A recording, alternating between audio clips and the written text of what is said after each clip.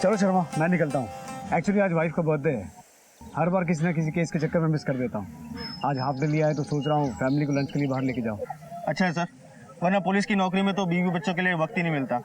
I know. चलो sir, excuse me. या hello, क्या, कहाँ पर? ठीक है, हम पहुँचते हैं। क्या हुआ? सर, गाजियाबाद इंजीनियरिंग कॉलेज के पीछे वाले जंगल में किसी की जली हुई लाश मिली है। चलो, duty is duty. Right sir.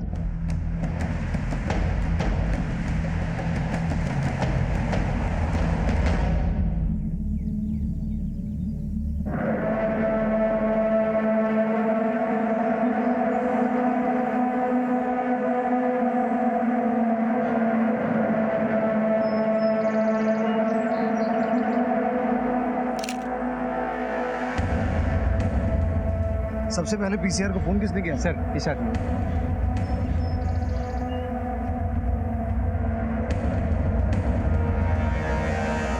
हाँ भाई। जी सर। इस लाश को तुमने कितने बजे देखा? सर मैं लगभग 6:30 बजे सुबह दासना की तरफ जा रहा था। अचानक इतनी तेज बदबू आई सर कि मैंने अपनी बाइक रोकी और देखा तो ये लाश जल रही थी सर।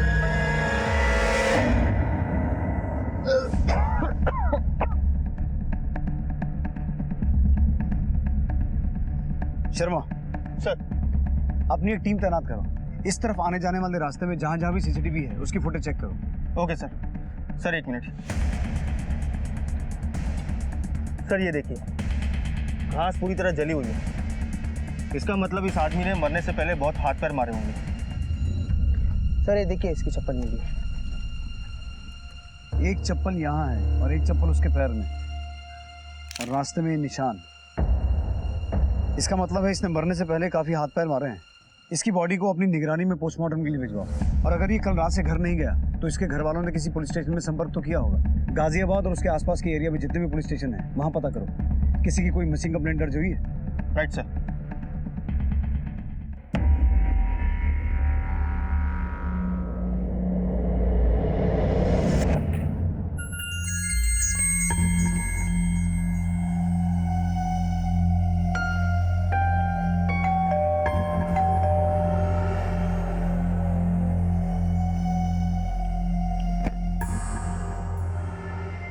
वो बगल में मनोहर भाई रहते हैं ना, उन्होंने बताया आपको काम वाली बाई की ज़रूरत है। पूरे महीने का 2000 रुपया दे पाऊंगी, चलेगा तुमको? चलेगा। आओ बताती हूँ क्या क्या करना है। आ जाओ, इधर किचन है।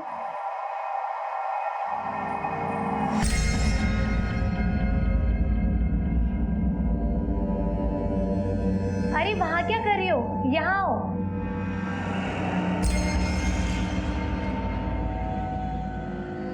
ये देखो, ये सब गंदे बर्तन है, इन्हें धो दो। ये है साबुन, वहां पानी है, मैं आती हूँ।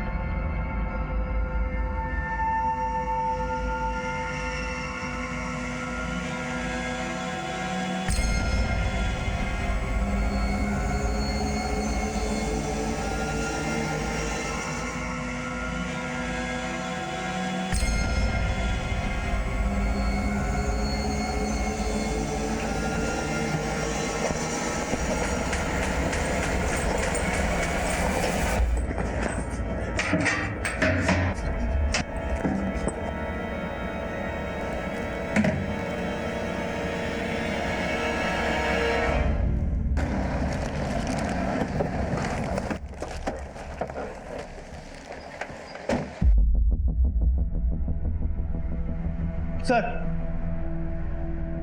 सर आपका अंदाजा सही निकला। उस आदमी को जिंदा जलाया गया। ये रही उसकी पोस्टमार्टम रिपोर्ट।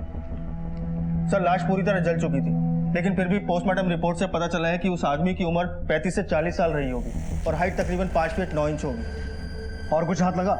हाँ सर।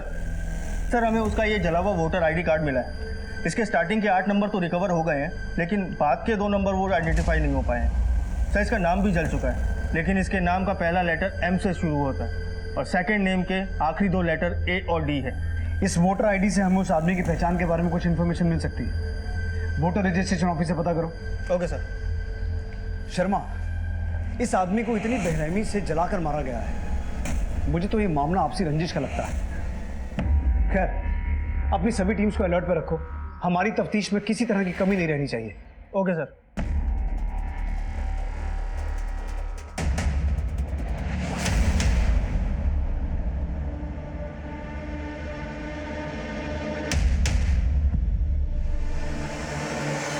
सर ठीक है, मैं बाद में फोन करता हूँ। सर मैंने वोटर रजिस्ट्रेशन ऑफिस में जाकर उस जली हुई आईडी की इंक्वायरी की। कुल मिला के 3 ऐसी आईडीज मिली हैं जो हमारे विक्टिम हो सकते हैं। पहला है मोहम्मद दिलशाद, दूसरा है मनोहर प्रसाद। सर मनोहर प्रसाद और मोहम्मद दिलशाद मोहटा के रहने वाले हैं, इनसे बात हो गई है सर। और तीसरा है मोहम्मद शमशाद। सर इसके घर का एड्रेस भी मिल गया। मोहम्मद शमशाद।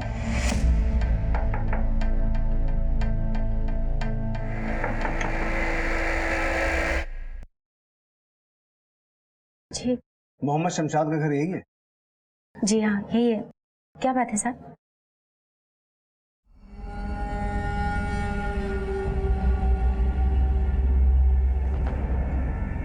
क्या बात है सर? दरअसल आपसे कुछ जरूरी बात करनी है। बेहतर होगा आप बच्चों को अंदर भेज दें। जी बेटा अंदर जाओ। आइए सर। अम्मी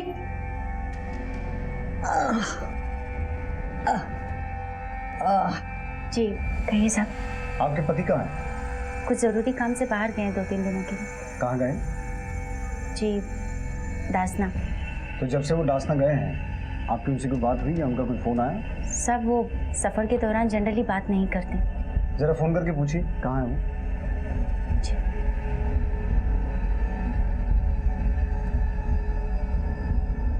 आपके द्वारा डायल किया गया नंबर अभी स्विच ऑफ है। फोन बंद है साहब। क्या बात है, आप लोग उनके बारे में इतना पूछताछ क्यों कर रहे हैं? जरा इस सामान को गौर से देखिए। आपके पति का है क्या?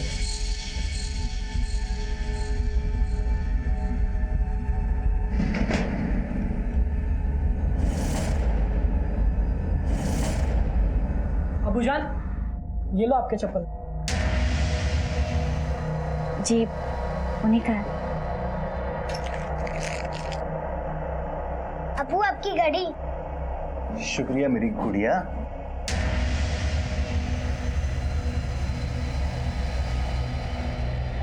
ये सब सामान उन्हीं का है सर। पर ये सब आपको कहाँ से मिला और आप मुझे क्यों दिखा रहे? हुआ क्या है साहब? दरअसल हमें दासना के पास वाले जंगल से एक जली हुई लाश मिली है और उस लाश के पास से हमें ये सामान मिला है। हमें ऐसा लगता है कि वो लाश आपके पति की है। नहीं साहब।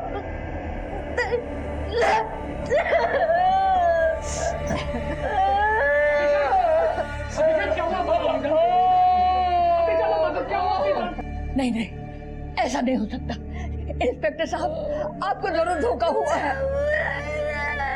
शमशाद मेरा बच्चा। आपके पति दासना क्यों जाते थे?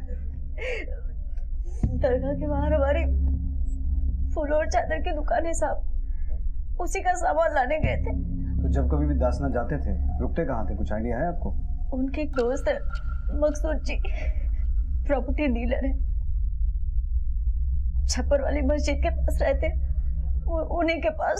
मकसूद का नंबर है आपके पास? जी दीजिए। आपको क्या लगता है शमशाद की किसी से कोई दुश्मनी थी? आपको किसी पे शक है? इंस्पेक्टर साहब दरगाह में फूल और चादर बेचने वाले की किससे दुश्मनी हो सकती है भला?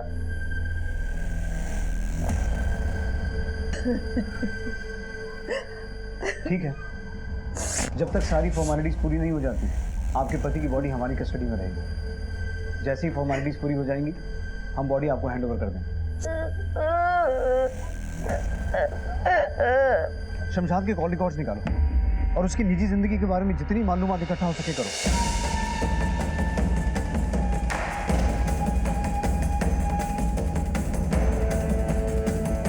हेलो। पुलिस के सामने जिस तरह के हालात आए थे उससे ये साफ था कि कोई शमशाद से बहुत ज्यादा नफरत करता था। एक बीवी बच्चों वाले इंसान को इतनी दर्दनाक मौत देने के पीछे क्या कारण हो सकते हैं? पुलिस ने बहरहाल मामले की संजीदगी को देखते हुए गहराई से तफ्तीश शुरू कर दी।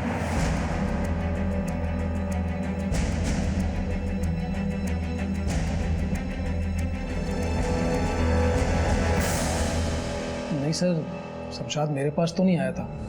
लेकिन उसकी बीवी नफीसा ने तो हमें बताया कि वो यहाँ आने वाला था। सर उसकी बीवी की हर बात का आप यकीन नहीं करें ना तो बेहतर है। क्यों? खुश नहीं था अपनी बीवी के साथ में वो। दोनों के बीच में हमेशा से अनबन थी। पर बात क्या हुई? क्या बताऊं यार, परेशान हो गया अपनी जिंदगी से। जी तो चाहता है कि या तो अपनी जान ले लूं या तो उसकी जान ले लूं। अरे शमशाद तू आराम से बैठ बैठ। अब आराम से बता हुआ क्या? वही तेरी भाभी नफीसा, ना खुद चैन से जीती है ना मुझे जीने देती। तो तुम्हें क्या लगता है शमशाद के मर्डर में नफीसा का हाथ हो सकता है? अब सर ये मैं कैसे बोल सकता हूँ? शमशाद की किसी और से कोई दुश्मनी? नहीं सर, शमशाद तो बहुत ही सीधा आदमी था, किसी से कोई दुश्मनी नहीं थी।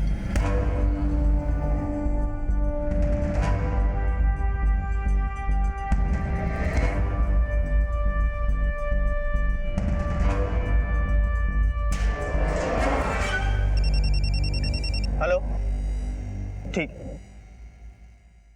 सर, शमशाद के कॉल रिकॉर्ड्स आ गए। उसकी फोन लोकेशन के हिसाब से वो गाजियाबाद इंजीनियरिंग कॉलेज के पीछे वाले जंगल में था, जहां हमें उसकी लाश मिली थी। और उसका फोन भी स्विच ऑफ वहीं हुआ था आखिरी बार। सर रात तकरीबन 10 बजे उसे दरगाह वाले एरिया से निकलते हुए देखा गया था और 10:30 बजे के आसपास नफीसा ने उसे कॉल किया था। बशर चाचा आप? अस्सलाम वालेकुम। अस्सलाम वालेकुम। वालेकुम अस्सलाम। बैठ। कैसे आना हुआ? भाईजान का सुनने के बाद मुझे ऐसा लगा कि मुझे अब यहीं रहना चाहिए आप लोगों के साथ। वैसे भी आपकी सिवा मेरा है ही कौन। अब आप लोगों की देखभाल करना मेरा फर्ज है। फैजल, अब यही बाकी रह गया था। लोग क्या बोलेंगे इसकी जरा भी परवाह नहीं तुझे। शमशाद तेरा यहाँ आना बिल्कुल पसंद नहीं करता था। शर्म नहीं आती तुझे? शमशाद को बहुत सी चीजें पसंद नहीं थी खालाजान, नफीसा भी नहीं और शायद आप भी नहीं।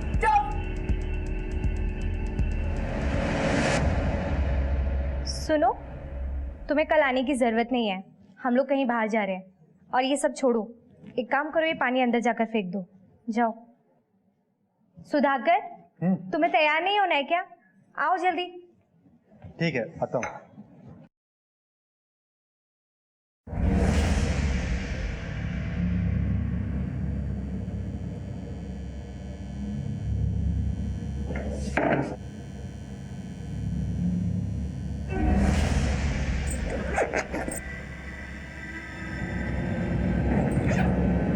शमशाद की मौत से पहले उससे आखिरी बार फोन पे बात करने वाली तुम थी।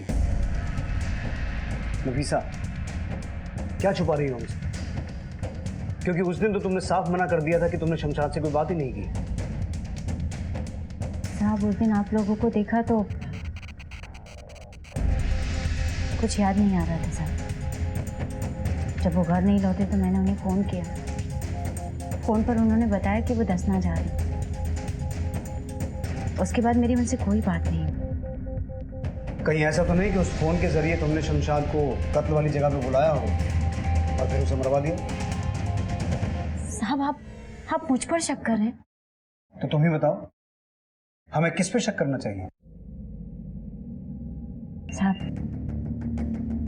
जब मेरी शमशाद के साथ शादी हुई थी तो सोचा था कि एक नई जिंदगी की शुरुआत हो रही है, लेकिन जिंदगी को जहन्नम बनते देर नहीं लगी। शमशाद अच्छे इंसान नहीं थे साहब, और उनका गुस्सा बहुत ही तेज था। गुस्सा और शमशाद भाई? नहीं सर, एकदम नरम मिजाज के आदमी थे शमशाद भाई। बात बात पर मुझ पे हाथ उठाते थे। सर आपको गलत फहमी हुई है, अब्बू अम्मी को नहीं मारते थे। आखिर वो ऐसा करेंगे क्यों? हाँ अंकल, भाईजान सही कह रहे हैं। लोगों के लिए बहुत ही शरीफ, नेक और अच्छे इंसान थे, लेकिन मेरे लिए किसी हैवान से कम नहीं थे। क्या मतलब?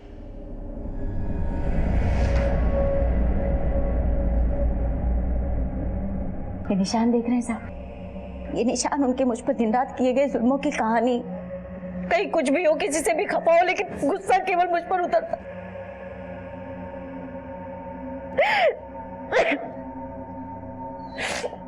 उनके जुल्म दिन रात बढ़ते जा रहे थे साहब, पर अब मैं अच्छे से जानती हूँ कि वो इस दुनिया में नहीं है। जो भी थे, जैसे भी थे, थे तो मेरे शौहर ही ना। भैया शमशाद की दुकान बंद क्यों है? तुम्हें पता नहीं, शमशाद का किसी ने मर्डर कर दिया है। क्या? जिंदा जला दिया बेचारे को। पति और पत्नी का रिश्ता बड़ा ही गहरा, बड़ा ही भरोसे वाला होता है, लेकिन नफीसा और शमशाद के रिश्ते में काफी बातें अजीब दिखाई दे रही थी। नफीसा शमशाद का एक अलग ही रूप पेश कर रही थी, जिसमें वो जालिम और बेरहम नजर आ रहा था, लेकिन दुनिया की नजर में वो बहुत ही सीधा साधा और शांत स्वभाव का इंसान था। पुलिस के लिए कश्मकश बढ़ती जा रही थी। हेलो सर, एक बंदा पिछले कुछ दिनों से नफीसा के घर में रह रहा है और नफीसा ने हाल ही में एक अनजान बंदे से पैसे लिए हैं। इन दोनों को उठा के लाओ। साहब, इस तरह से आप मुझे लेकर क्यों आए? कि क्या किया है मैंने? सब बताएंगे तुझे। तू कौन है और तूने क्या किया है। शमशाद का चचेरा भाई है ना तू। शमशाद के जीते जी तो नहीं, लेकिन उसके मरने के बाद तेरा उसके घर में आना जाना बहुत हो रहा है। और अब तो हमने सुना कि तूने वहीं अपना डेरा बसा लिया है। क्या चल रहा है तेरा नफीसा के साथ? और ये बता कि शमशाद को क्यों मारा? साहब, मेरी बात का यकीन कीजिए, मैंने नहीं मारा। पूरे शहर में सिर्फ तुझे ही शमशाद की जली हुई लाश मिलती है। तेरा ही ताल्लुक नफीसा से निकलता है और तू ही उसे पैसे भी देता है। सर, मैंने आपको कहा था कि मैं रोज काम के सिलसिले से वहां से गुजरता हूँ, कि मैं ऐसे इत्तेफाक है और कुछ भी नहीं है। सर, मुझे तो ये भी नहीं पता था कि वो शमशाद भाई की लाश है।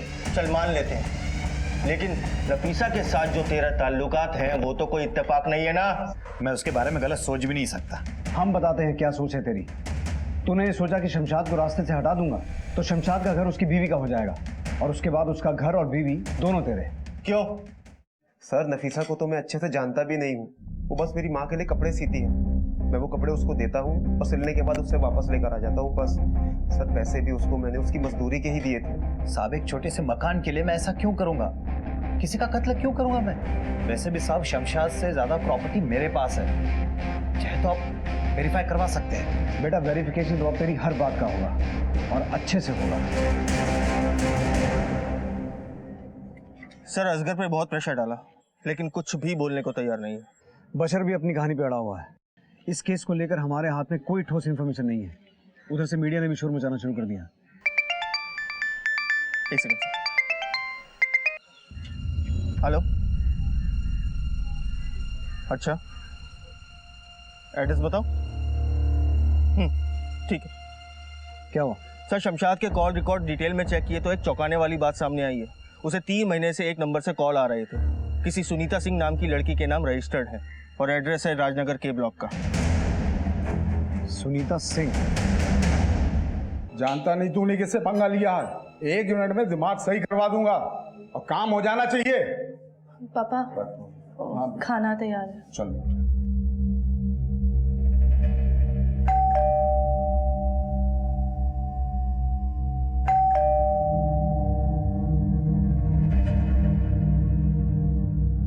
सुनीता का घर यही है? जी, मैं ही हूँ सुनीता। हमें मोहम्मद शमशाद के बारे में आपसे कुछ पूछताछ करनी है। कौन है बेटी? कोई नहीं। देखिए, मैं आप लोगों से रिक्वेस्ट करती हूँ, अभी के लिए आप लोग यहाँ से चले जाइए। अगर मेरे पापा को पता चल गया ना कि आप लोग शमशाद के बारे में मुझसे सवाल कर रहे हैं तो वो मुझे जान से ही मार डालेंगे। प्लीज प्लीज मेरी बात मानिए। कोई बोल क्यों नहीं रहा? कोई नहीं पापा, वो बस कोई एड्रेस पूछ रहा है। रिक्वेस्ट करती हूँ। ठीक है, हम तुम्हारा बाहर वेट कर रहे हैं। तुम्हें हमारे साथ पुलिस स्टेशन चलना होगा। हाँ ठीक है, आप आगे चलिए, मैं पीछे से आती हूँ। कौन था बेटी? कोई नहीं पापा, वो बस एड्रेस बता दिया।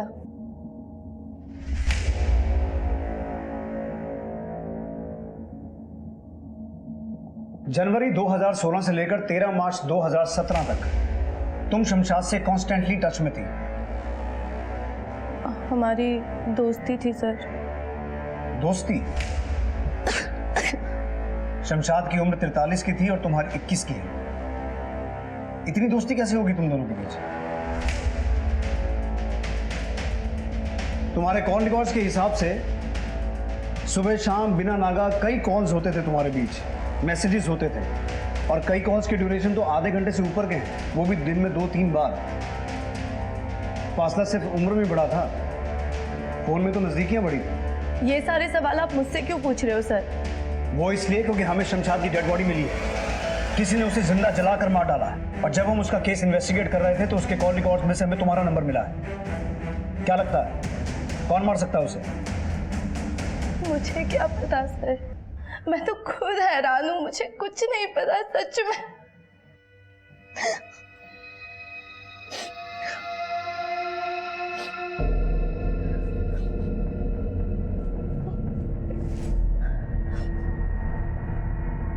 सर, मेरा परिवार बहुत ही दकियानुसी विचारधारा का है। मैं लड़की हूं ना, इसलिए स्कूल की पढ़ाई खत्म होते ही बस मुझे घर के कामकाज में लगा दिया। बाहर जाने के नाम पे मैं बस दरगाह तक ही जा सकती थी, और वो भी इसलिए क्योंकि उसमें मेरी माँ का विश्वास था।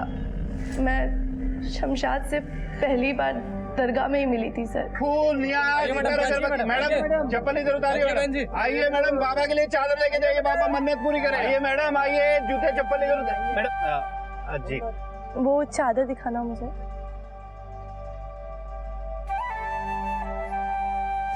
कितना रुपए? आप चादर चढ़ा कर आइए, पैसे हम बाद में देंगे।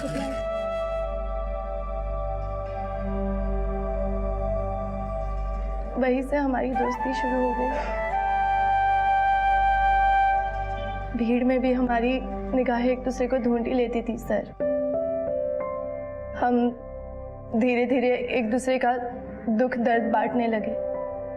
शमशाद पहला ऐसा मर्द था जिसने मुझसे इतनी इज्जत से बात की थी सर।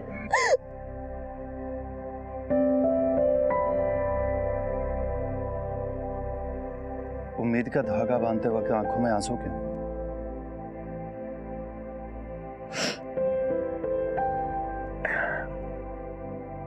क्योंकि मेरी जिंदगी थमने वाली है। मेरे पापा मेरी शादी जबरदस्ती करवा रहे। 22 साल की उम्र में शादी, 23 में बच्चा, और 25 में तो जिंदगी दोपहर पकड़ लेती है। तुम चाहो तो हालात बदल भी सकते हैं।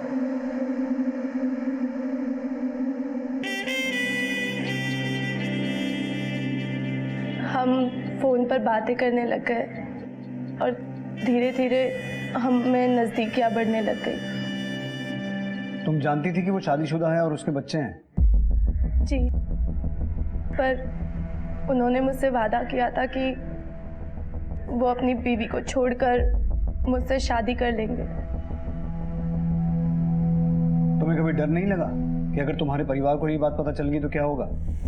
लगता था सर, लेकिन मैं अपनी मोहब्बत में बहुत आगे निकल चुकी थी। शमशाद से आखिरी बार कब मिली थी? 13 मार्च को हम मिलने वाले थे।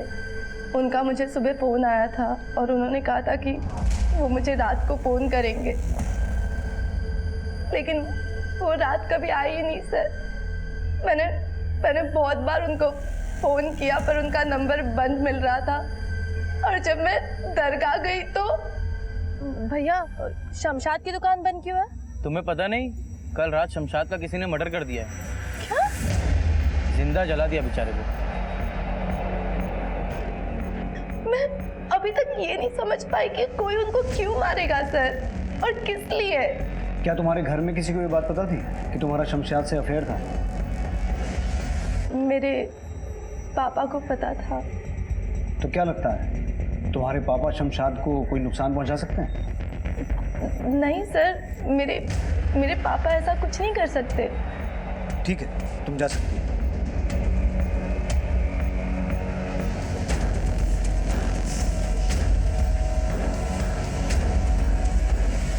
सर, शमशाद शादीशुदा होते हुए भी दोहरी जिंदगी जी रहा था। कहीं उसकी मौत की वजह उसका ये अफेयर ही तो नहीं? एक काम करते हैं, इस केस के सिरों को एक एक करके खोलते हैं। सुनीता के पिता को बुलाओ।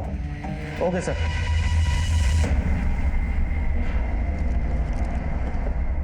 हमारी बात तो छोड़िए, आप बताइए, कौन माँ बाप चाहेगा अपनी बेटी की बदनामी?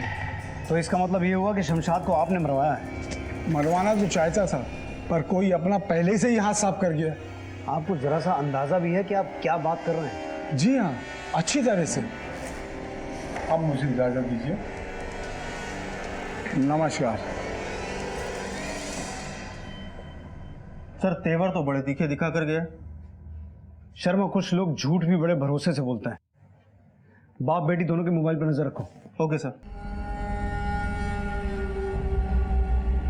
तुम शमशाद के अफेयर के बारे में जानती थी? जी बिल्कुल जानती थी साहब। वैसे भी 17 साल गुजारे हैं उस इंसान के साथ, उनकी हर नब्ज से वाकिफ थी और अपनी आंखों से भी देखा था। लेकिन जब पूछा तो मानो कयामत आ गई। उन्हें प्यार हो गया था उस लड़की से साहब, पागल हो गए थे उसके पीछे। और तुमने हालात से समझौता कर लिया। तो क्या करती साहब, मेरे दो बच्चे, मैं पहले माँ। लेकिन शमशाद ने तुम्हें धोखा दिया था, तुम्हारा दिल टूटा था, तो जाहिर सी बात है तुम्हें गुस्सा तो आया होगा। दिल तो पहली बार तब टूटा था जब उन्होंने मुझ पर हाथ उठाया था। लेकिन नफीसा, अगर बात इतनी सीरियस थी तो तुमने शमशाद के खिलाफ कंप्लेंट क्यों नहीं की? उसे छोड़ा क्यों नहीं? कैसे छोड़ देती साहब, लोगों को पता चलता तो क्या कहते। मेरी बच्ची बड़ी हो रही थी, अगर सबको ये सब पता चलता तो उससे शादी करने के लिए कौन तैयार होता। इसीलिए ऐसी जिंदगी जी रही थी। और वैसे भी घर तो उनसे ही चलता था ना साहब, मैं छोड़कर जाती भी तो कहाँ जाती। क्यों? सिलाई का काम तो करती हो ना तुम? हाँ साहब, लेकिन उससे गुजारा नहीं होता, इसलिए मजबूरी और बेबसी की जिंदगी जी रही थी। ठीक है, लेकिन जब तक इस केस की तहकीकात पूरी नहीं हो जाती शहर छोड़ के मत जाना। आप मुझ पर शक कर रहे हैं साहब। शमशाद मारपीट करने वाले, हाथापाई करने वाले इंसान थे। मैंने सब्र कर लिया, हो सकता है किसी और के सब्र का बांध टूट गया। हमें यह बताकर कि वो शमशाद के अफेयर के बारे में जानती थी और उस पर पहले से ही मारपीट और हिंसा का इल्जाम लगाकर नफीसा खुद हमारी नजरों में इस केस की सबसे बड़ी सस्पेक्ट बन गई है। उसके पास बहुत बड़ा मोटिव है शमशाद को मारने का। सर, नफीसा ने जो हमें हर बार बयान दिया था उससे शमशाद की एक अलग ही तस्वीर सामने आ रही है। शमशाद अच्छे इंसान नहीं थे साहब। और उधर मकसूद, सुनीता और शमशाद को जानने वाले लोगों ने जो हमें बयान दिया था वो नफीसा के बयान के बिल्कुल उलट है। एकदम नरम मिजाज के आदमी थे शमशाद भाई। अब्बू अम्मी को नहीं मारते थे। अभी तक ये नहीं समझ पाई कि कोई उनको क्यों मारेगा सर। तो ऐसा तो नहीं कि नफीसा हमारे सामने सिंपैथी गेन करके हमारी आंखों में धूल झोंक रही हो। शमशाद एक दोहरी जिंदगी जी रहा था, हमें देखना यह है कि उसकी जिंदगी का कौन सा पलड़ा उसकी जिंदगी पे भारी पड़ गया। लेकिन सर 13 मार्च को नफीसा घर पर ही थी जिस दिन शमशाद का मर्डर हुआ, और ये बात हम वेरीफाई भी कर चुके हैं। वो ये भी सकता है कि वो जानबूझ के घर पे रुक गई हो, अपने पड़ोसियों को अपना गवाह बनाया हो और उसने ये काम किसी और से करवाया हो।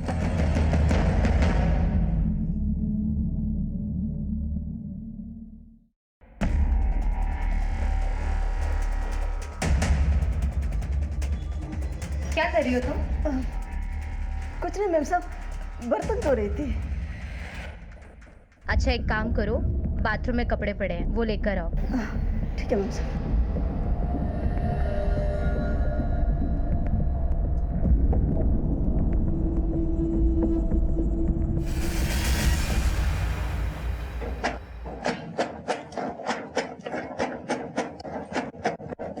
क्या है ये सब?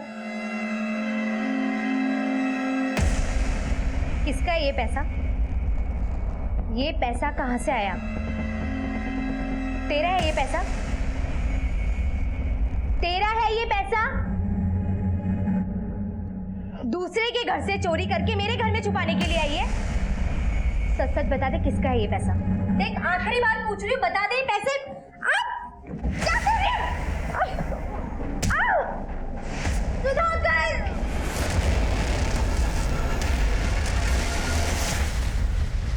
सर, आजकल सुनीता के इस नए नंबर से फ़ोन कॉल आ रहे हैं, लेकिन ताज्जुब की बात यह है कि बात करने के बाद स्विच ऑफ बता रहा है मोबाइल।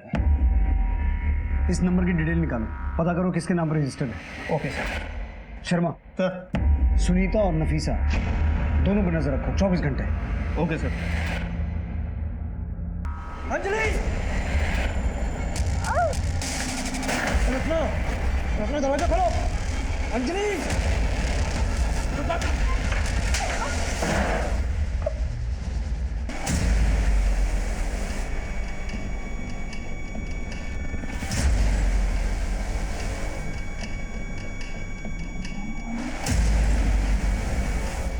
फैजल, तुम्हें गन कहाँ से मिली?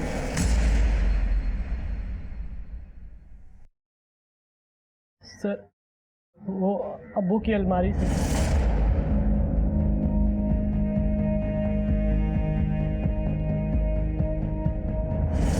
सर मुझे अब्बू जान की बहुत याद आ रही थी। हम उनकी अलमारी से उनकी तस्वीर लेने गए थे अपने पास रखने के लिए, और वहाँ से हमें ये गन मिली। साहब, जैसे ही मुझे पता चला मैं इसे लेकर यहाँ आ गई। अच्छा किया आपने। खैर आप लोग जाइए, हम देखते हैं। साहब, अभी तक आपको ना तो कोई कातिल मिला है, ना ही कोई सुराग। शमशाद तो मुझे जीते जी भी जीने नहीं दे रहे थे, और हम मरने के बाद भी जीने नहीं दे रहे। नफीसा, ये किसी का रचा हुआ चक्रव्यूह है, और देर सवेर हम इस चक्रव्यूह को तोड़ ही लेंगे, और बहुत जल्द शमशाद के कातिल हमारे सामने होंगे। जाओ।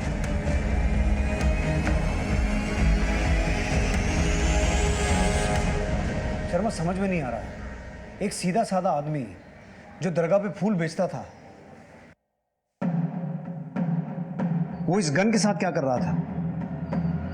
इस शमशाद की जिंदगी के जितने पन्ने पलटते जा रहे हैं, उतने ही पहलू सामने आ रहे हैं। सर सुनीता के मोबाइल पे जिस नंबर से कॉल आया था, उसके एड्रेस पे सतविंदर सिंह नाम का कोई आदमी किराए पे रहता था, लेकिन 2 साल पहले ही वो घर छोड़ के चला गया। अब किसी को नहीं मालूम वो कहाँ पे रहता है। शर्मा सर, अपनी टेक्निकल टीम से कहो कि उस नंबर को ट्रैक करें, और वो नंबर जैसे ही ऑन होता है उसे ट्रेस करते रहें। एंड वेरी इंपॉर्टेंटली पहले ये पता लगाओ कि ये गन किसकी है, किसके नाम पर रजिस्टर्ड है। ये बहुत बड़ा कांड है शर्मा। हेलो सर, उस गन की डिटेल मिल गई है। वो शमशाद के दोस्त मकसूद के नाम रजिस्टर्ड है, और वो गन डासना से खरीदी गई थी। वो सर, हाँ, वो गन मैंने ही दी थी शमशाद को। सर, वो करीब 15 दिन पहले आया था मेरे पास, बहुत ही बुरी हालत में था। मकसूद देख, मेरी जान खतरे में है, अपनी हिफाजत के लिए मुझे तेरी गन चाहिए।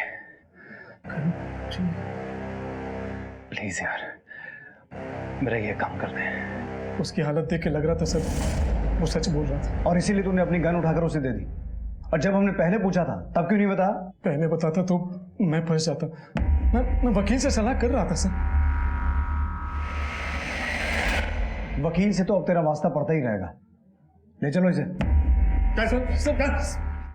सर मैंने ही इसे काम पर रखा था। देखिए, न जाने कहां से इतना पैसा लेकर आई है, और जब पूछा तो मुझ पर ही हमला कर भागने लगी, इसलिए हम इसे यहाँ ले आए। कहां से आए इतने सारे पैसे? बोल। सब, मैं चोर नहीं हूँ, मैं यहीं बस्ती में रहती हूँ, घर के काम काज करती हूँ। मेरा पति का दिमाग की हालत ठीक नहीं है साहब, वो सारा दिन दरगाह में बैठा रहता है। दरगाह? कौन सी दरगाह? बड़ी दरगाह। बड़ी दरगाह? लेकिन साहब, कुछ दिनों से मेरा पति घर नहीं आया। तो तेरा पति इतने दिन से घर नहीं आया तो तूने शिकायत क्यों नहीं लिखवाई? साहब, वो हमेशा ऐसा ही करता है साहब। तो फिर ये पैसे का क्या चक्कर है? साहब, ये पैसे मेरे घर के सामने किसी ने छोड़ के गए थे, और मैंने रख लिया।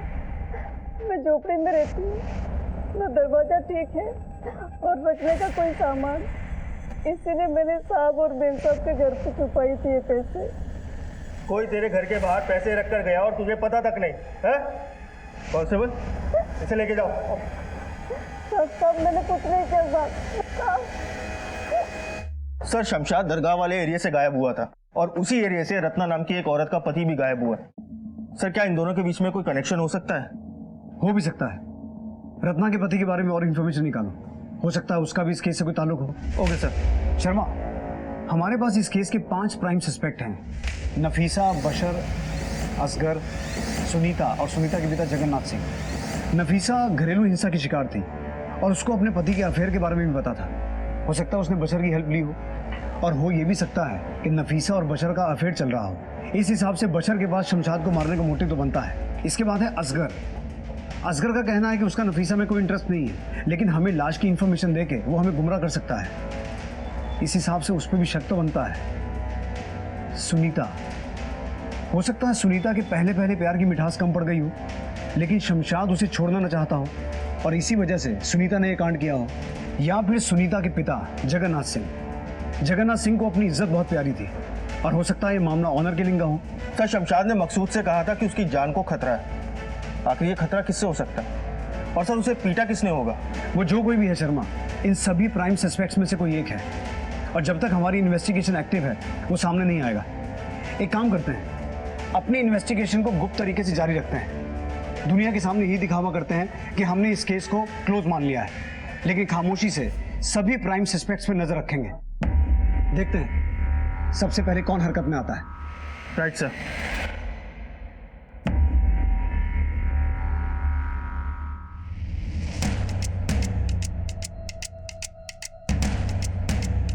सर सतविंदर सिंह का फोन अभी अभी एक्टिव हुआ है और चंडीगढ़ की तरफ ट्रैवल कर रहा है।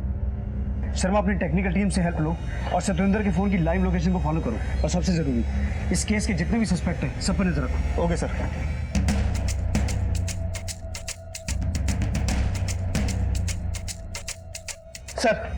सर सतविंदर सिंह का फोन ट्रैवल करके चंडीगढ़ से वापस गाजियाबाद की तरफ आ रहा है और सर्च नंबर पे उसने फोन भी किया था। ओह, तो ये औरत अभी तक हमारे साथ गेम खेल रही थी। पीछा करो इसका और सतविंदर के फोन को लगातार फॉलो करते रहो। Okay sir.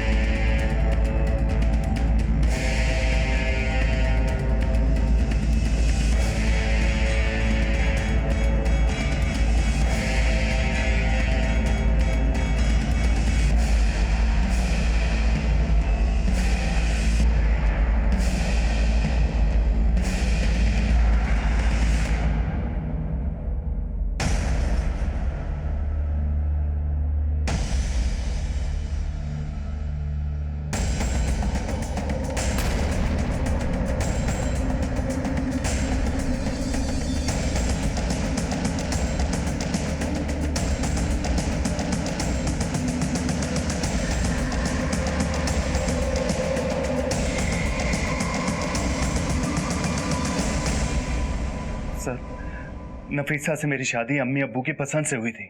आपसी रिश्तेदारी में, मजबूरी में नफीसा से मैंने रिश्ता तो जोड़ लिया, लेकिन दिल नहीं जोड़ पाया। जैसे तैसे जिंदगी चला रहा था। फिर सुनीता मेरी जिंदगी में आई, मुझे इससे इश्क हो गया। मैं चाहता तो नफीसा को तलाक दे सकता था, लेकिन पूरे खानदान में बदनामी हो जाती। मुझे कोई ना कोई हल तो निकालना ही था सर। सुनीता से ताल्लुकात रखने की वजह से मुझ पर पहले भी हमला हो चुका है। सुनीता दूसरे मजहब की है। इसके घर वाले कभी भी हमारे इस रिश्ते को मंजूरी नहीं देते। मैंने सोचा मैं क्यों ना अपनी हस्ती ही मिटा दूं और मामला ठंडा होने पर सुनीता के साथ कहीं दूर निकल जाऊं। मैंने दासना में एक मरे हुए आदमी के नाम पर सिम लिया और उसी नंबर से मैं सुनीता को फोन करता था और बाद में फोन ऑफ कर देता था। तो तेरी इस सोच की वजह से एक बेगुनाह की जान गई। कौन था वो? एक आदमी अक्सर दरगाह के बाहर बैठा करता था। वो लगभग मेरे ही कद काठी का था। मैंने उसे मेरे कपड़े दिए, उसे बराबर आ गए। वो पागल नहीं था, लेकिन कुछ अजीब सा था। उसकी बीवी सुबह उसको दरगाह पर छोड़कर जाती थी और रात को ले जाती थी। तो तूने उस भिखारी को टारगेट किया? मैंने सोचा अगर मैं इसको मार दूं और दुनिया को ये यकीन दिला दूं कि वो मैं हूं, तो मेरा सारा काम आसान हो जाएगा।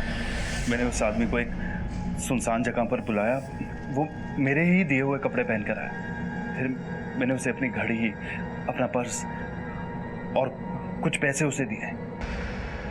सुनीता ने मुझे कुछ रुपए दिए थे। मैंने उस आदमी का एक बार पीछा किया था। उसकी एक बीवी है, एक बच्चा है।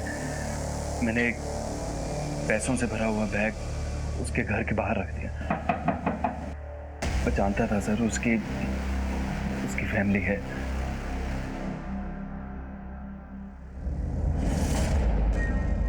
और तुम्हें इसने कैसे कन्विंस किया? अपने प्लान में शामिल होने के लिए? सर, अगर भागकर शादी करती तो न जाने क्या हो जाता। पापा ने पहले भी शमशाद को पिटवाया है, अब की बार तो जान ही से ही मार डालते। इसलिए अकेले भागूंगी तो हल्ला नहीं होगा सोचकर मैंने शमशाद का साथ दे दिया। प्लान अच्छा बनाया था तुमने, कामयाब भी हो गए। अब इस कामयाबी का इनाम भी मिलेगा, जिंदगी भर जेल में रहना दोनों।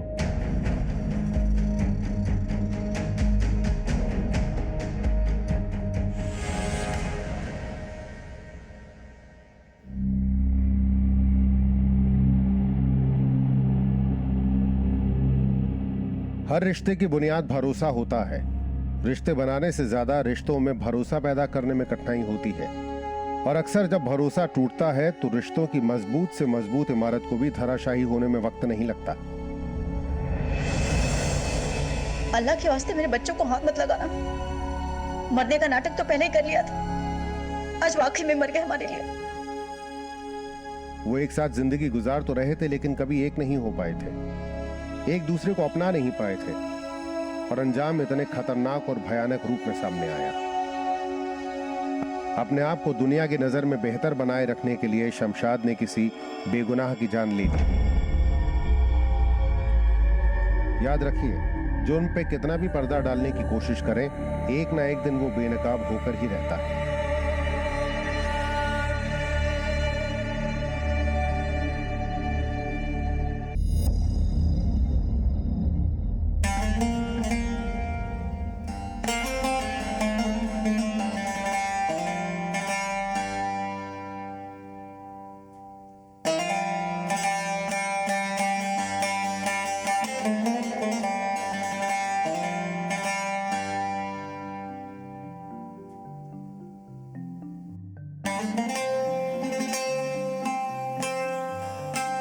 सर चलो शर्मा, मैं निकलता हूँ।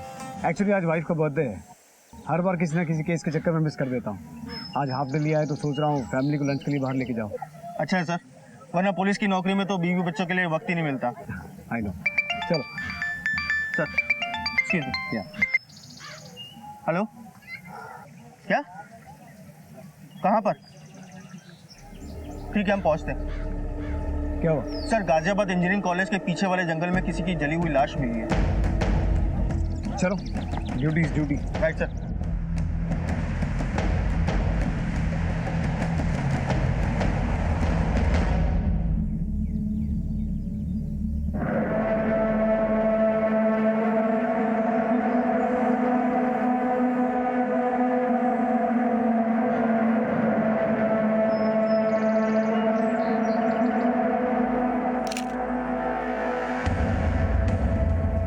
सबसे पहले पीसीआर को फोन किसने किया? सर, इस आदमी।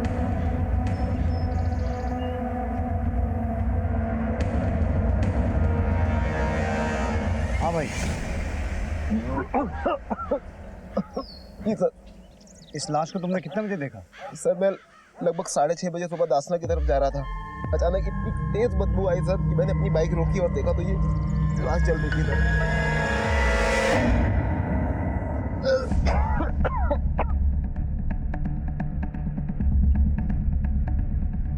शर्मा सर, अपनी एक टीम तैनात करो।